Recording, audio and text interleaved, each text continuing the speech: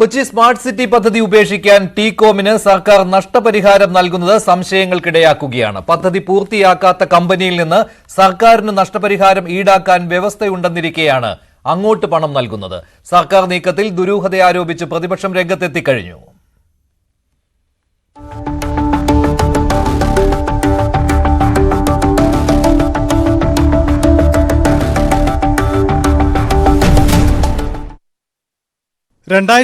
ഒപ്പിട്ട കരാർ പ്രകാരം ടി-കോം കരാർ പാലിക്കുന്നില്ലെങ്കിൽ സർക്കാരിന് നഷ്ടപരിഹാരം നൽകണം. പക്ഷേ ഇന്നലത്തെ മന്ത്രിസഭാ തീരുമാനപ്രകാരം കരാറിൽ നിന്നും പിന്നോട്ട് പോവാൻ സർക്കാർ അങ്ങോട്ട് പണം നൽകും.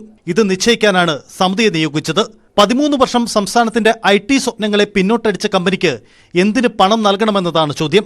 കരാർ വ്യവസ്ഥകൾ മറികടന്ന് സർക്കാർ ഇത്തരമൊരു നീക്കം നടത്തുന്നതിൽ ദുരൂഹതയുണ്ട്. ഓരോ മൈൽ സ്റ്റോൺ അത് പിന്നിടാതിരിക്കുമ്പോൾ അത് എന്തുകൊണ്ടാണ് എന്ന് ഉത്തരവാദിത്തപ്പെട്ടവരാരാണ്? മുഖ്യമന്ത്രി അന്വേഷിച്ചു, വ്യവസായ മന്ത്രി അന്വേഷിച്ചു. കോടിക്കണക്കിന് രൂപയുടെ ഭൂമിയുണ്ട് അവിടെ. 248 ഏക്കർ ഭൂമിയാണ്. ആ ഭൂമി സ്വന്തക്കാർക്കും ഇഷ്ടക്കാർക്കും കൊടുക്കാൻ വേണ്ടിയിട്ടുള്ള ഗൂഢനീക്കമാണ് ഇതിന്റെ പുറകിൽ. ഭൂമി കച്ചവടമാണ്. ഒന്നാം ഘട്ട ഉദ്ഘാടനം ചെയ്തതല്ലേ 2016. ഈ 8 വർഷത്തിനിടയിൽ സ്മാർട്ട് സിറ്റിക്ക് എന്താണ് സംഭവിച്ചത്? എവിടെയെങ്കിലും ഗവൺമെന്റ് ചർച്ച ചെയ്തിട്ടുണ്ടോ?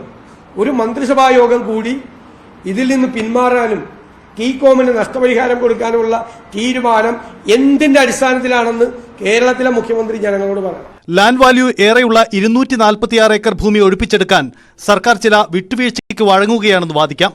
പക്ഷേ ഇത് എന്തിനു വേണ്ടി, ആർക്കുവേണ്ടി? സ്മാർട്ട് സിറ്റി ഭൂമിയിൽ ഇനി സർക്കാർ ലക്ഷ്യമിടുന്നത് എന്ത്? വ്യക്തത വരുത്തേണ്ടത് സംസ്ഥാന സർക്കാർ തന്നെയാണ്. ടി-കോമിനെ ഒഴിവാക്കി പദ്ധതിയുമായി മുന്നോട്ടു പോകുമെന്നാണ് സർക്കാർ വാദം. 100 കമ്പനികൾ പദ്ധതിക്കായി കാത്തുനിൽക്കുന്നുവെന്ന് വ്യവസായ മന്ത്രി പറയുന്നു. സർക്കാർ മേൽനോട്ടത്തിൽ തന്നെ ഭൂമി ഉപയോഗിക്കുമെന്നാണ് സർക്കാർ വ്യക്തമാക്കുന്നത്. കാക്കനാട് ഇൻഫോ പാർക്കിനോട് ചേർന്ന് IT ടൗൺഷിപ്പായിരുന്നു 2011 കരാർ ഒപ്പിട്ട പദ്ധതിയുടെ ലക്ഷ്യം. പദ്ധതിയിൽ കാര്യമായ ശ്രദ്ധ പുലർത്താത്തതിനാൽ പിന്മാറ്റം സംബന്ധിച്ച് ടി-കോമുമായി സർക്കാർ തലത്തിൽ പലവട്ടം ചർച്ച നടന്നിരുന്നു. പരസ്പര ധാരണയോടെയുള്ള പിന്മാറ്റത്തിനാണ് സർക്കാരിന്റെ നീക്കം.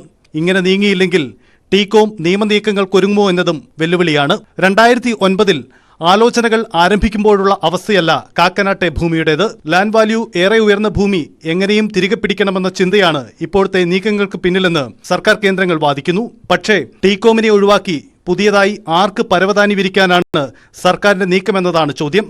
സ്മാർട്ട് സിറ്റി വീണ്ടും വിവാദകാലമാകുമെന്ന് ഉറപ്പ്. News desk, news 18.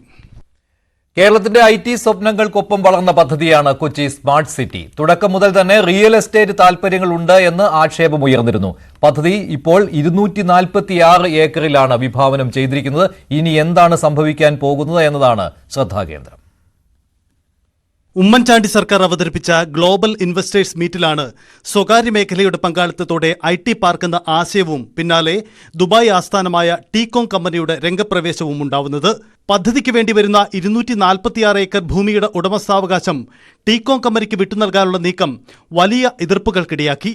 ശക്തമായ പ്രതിപക്ഷ പ്രക്ഷോഭങ്ങൾക്കൊടുവിൽ സ്മാർട്ട് സിറ്റി നിലച്ചു.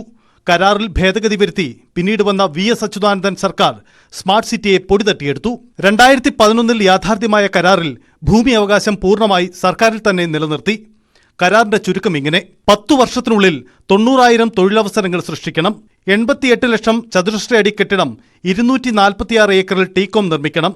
ഇതിൽ 69 ലക്ഷം ചതുരശ്ര അടി IT മേഖലയ്ക്ക് മാത്രമായി നൽകണം. പദ്ധതി പൂർത്തീകരിച്ചില്ലെങ്കിൽ സർക്കാരിന് നഷ്ടപരിഹാരം നൽകണം. നിലവിലെ അവസ്ഥ നോക്കാം. 13 വർഷം പിന്നിട്ടപ്പോഴും 10,000 തൊഴിലവസരങ്ങൾ മാത്രമാണ് സൃഷ്ടിക്കപ്പെട്ടത്. കരാർ പ്രകാരമുള്ള കെട്ടിട നിർമ്മാണം 10% പോലും എത്തിയിട്ടില്ല. നിലവിൽ പ്രവർത്തിക്കുന്ന കമ്പനികൾക്ക് പലർക്കും അടിസ്ഥാന സൗകര്യം ഒരുക്കിയില്ല. പുതിയ കമ്പനികളെ ആകർഷിക്കാനും ഇടപെടലുകൾ ഉണ്ടായില്ല. സ്മാർട്ട് സിറ്റി പരാജയമായതിന് പല കാരണങ്ങൾ കണ്ടെത്താം. മാതൃകമ്പനിയായ ദുബായ് ഹോൾഡിംഗ്സിന് പദ്ധതിയോടുള്ള താൽപര്യക്കുറവ്, IT അനുബന്ധ വിഷയങ്ങളിൽ കമ്പനിക്കുള്ള പരിചയക്കുറവ്, സർക്കാർ മേഖലയിൽ തന്നെ പുതിയ IT പാർക്കുകൾ രംഗത്തു വന്നത്, സംസ്ഥാന സർക്കാർ പദ്ധതി നിർവഹണ വിലയിരുത്തൽ നടത്താതെ പോയത്. പ്രതിവർഷം അവർ എത്ര കെട്ടിടം നിർമ്മിക്കണമെന്നുള്ളതിന് വ്യവസ്ഥയുണ്ടായിരുന്നു. ഇത് മോണിറ്റർ ചെയ്യുകയാണ് സർക്കാർ, മുഖ്യമന്ത്രി ചെയർമാനായ ഡയറക്ടർ ബോർഡിലെ നമ്മുടെ പ്രതിനിധികൾ ചെയ്യേണ്ടത്. എന്നാൽ ഒരു വർഷവും ചെയ്തില്ല. ഇപ്പോ 10 വർഷത്തിന് ശേഷം അവർ പദ്ധതി പൂർത്തിയാക്കേണ്ട സമയമായപ്പോ അവർക്കിത് ചെയ്യാൻ പാങ്ങില്ല എന്ന് പറഞ്ഞ് അവർ ഒഴിഞ്ഞു പോവുകയാണ്. അങ്ങനെ പോകുന്നവർക്ക് നഷ്ടപരിഹാരം അങ്ങോട്ട് കൊടുക്കുകയല്ല, അവർ നഷ്ടപരിഹാരം ഇങ്ങോട്ട് തരികയാണ് ചെയ്യുന്നത്. സംസ്ഥാന സർക്കാരിന് 16%, ടി-കോമിന്റെ മാതൃകമ്പനിയായ ദുബായ് ഹോൾഡിംഗ്സിന് 84% ഓഹരി പങ്കാളിത്തവുമായിരുന്നു സ്മാർട്ട് സിറ്റി കരാറിൽ. പദ്ധതിയുടെ ആദ്യ IT ടവർ 2016 ഉദ്ഘാടനം ചെയ്തു. സ്മാർട്ട് സിറ്റി ഉപേക്ഷിക്കപ്പെടുന്നതോടെ പദ്ധതിക്കായി മാറ്റിവച്ച 246 ഏക്കർ ഭൂമിയാണിനി ശ്രദ്ധാകേന്ദ്രം. News desk news 18. ടീകോമിൽ തിരിച്ചെടുക്കുന്ന ഭൂമി ഇൻഫോ പാർക്കിന് നൽകണമെന്നാണ് IT പ്രൊഫഷണൽസ് പറയുന്നത്. ഇൻഫോ പാർക്കിൽ സ്ഥലം പരിമിതി ഇപ്പോൾ ഉണ്ട് എന്നുള്ളത് ഒരു പ്രശ്നമാണ്. പുതിയ തീരുമാനത്തിലൂടെ അത് പരിഹരിക്കപ്പെടുമെന്നും IT പ്രൊഫഷണൽസ് പറയുന്നുണ്ട്.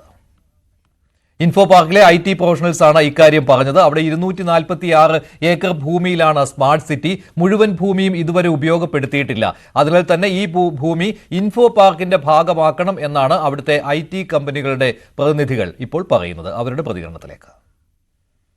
2 പതിറ്റാണ്ടായി വികസനം കാത്തിരിക്കുകയാണ് കൊച്ചിയിലെ സ്മാർട്ട് സിറ്റിക്ക് സമീപമുള്ള ജനങ്ങൾ.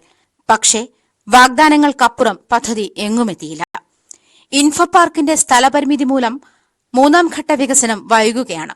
152 കമ്പനികളാണ് ഭൂമിക്കായി അപേക്ഷ നൽകി കാത്തിരിക്കുന്നത്. സ്ഥലപരിമിതിയിൽ വീർപ്പുമുട്ടുന്ന ഇൻഫോ പാർക്കിലെ IT പ്രൊഫഷണൽസ് ഭൂമി തിരിച്ചുപിടിക്കാനുള്ള സർക്കാർ തീരുമാനം പ്രതീക്ഷയോടെയാണ് കാണുന്നത്. ഭൂമി മറ്റാവശ്യങ്ങൾക്ക് അനുവദിക്കണമെന്നാണ് ഇവരുടെ അഭിപ്രായം. ടീകോം സത്യം പറഞ്ഞാൽ ഒരു IT പാർക്ക് എന്ന രീതിയിൽ അവർ ഫെയിൽ ചെയ്യുകയാണ് ഉണ്ടായത്. അത് അവർ പറഞ്ഞിരിക്കുന്ന ഓരോ ഒബ്ജക്റ്റീവ് പോലും നമ്മുടെ ഇനീഷ്യൽ ഫ്രെയിംവർക്ക് എഗ്രിമെന്റിൽ എഗ്രി ചെയ്തിരിക്കുന്ന ഒരു ക്ലോസ് പോലും ഒരു വാഗ്ദാനം പോലും അവർക്ക് നിറവേറ്റാൻ പറ്റിയിട്ടില്ല. അത് ആദ്യത്തെ വാഗ്ദാനം അനുസരിച്ച് 10 വർഷം കൊണ്ട് 90,000 ജോബ് ഓപ്പർച്യൂണിറ്റീസും 10 വർഷം കൊണ്ട് 90 ലക്ഷം IT സ്പേസ് ഉണ്ടാക്കുകയാണ് വേണ്ടത്. സ്മാർട്ട് സിറ്റിയുടെ സ്ഥലത്ത് കച്ചവടത്തിനായി കുടിയേറിയവരെ ഒഴിപ്പിക്കാനുള്ള നീക്കങ്ങളും നടന്നിരുന്നു. സിറ്റി എത്തുന്നതോടെ നാടിന്റെ വികസനം കൂടി സാധ്യമാകുമെന്ന് പ്രതീക്ഷിച്ചവരൊക്കെയും നിരാശരാണ്. സർക്കാർ തുടർ നടപടികൾ എന്തെന്ന് ആകാംക്ഷയോടെ നോക്കുകയാണ് ഇവർ. ടീകോമുമായുള്ള 13 വർഷത്തെ കരാർ അവസാനിപ്പിക്കാൻ സംസ്ഥാന സർക്കാർ ഒരുങ്ങുമ്പോഴും എനിക്ക് പിന്നിലുള്ള കടപ്രയാറിന്റെ തീരത്തുള്ള ഈ 246 ഏക്കർ ഭൂമി ഇനി ആർക്കു വേണ്ടി, എന്തിനു വേണ്ടി എന്നുള്ള കാര്യമാണ് വ്യക്തമാകേണ്ടത്. ഇൻഫോ പാർക്കുമായി ബന്ധപ്പെട്ട് നിരവധി കമ്പനികൾ ഇനിയും ഇവിടെ അവസരം കാത്തുകിടക്കുമ്പോഴും നിരവധി MNCകൾക്കുള്ള സാധ്യതയുണ്ടെന്ന് IT പ്രൊഫഷണലുകൾ മുന്നോട്ട് സജഷൻ വെക്കുമ്പോഴും എന്താണ് ഇനി സംസ്ഥാന സർക്കാരിന്റെ അടുത്ത നീക്കം? കാക്കനാട് ഒരു വലിയ ഇടമായി ഉയർത്താനാകുമോ? ആജ്ഞ രവീന്ദ്രൻ, ന്യൂസ് 18, കൊച്ചി.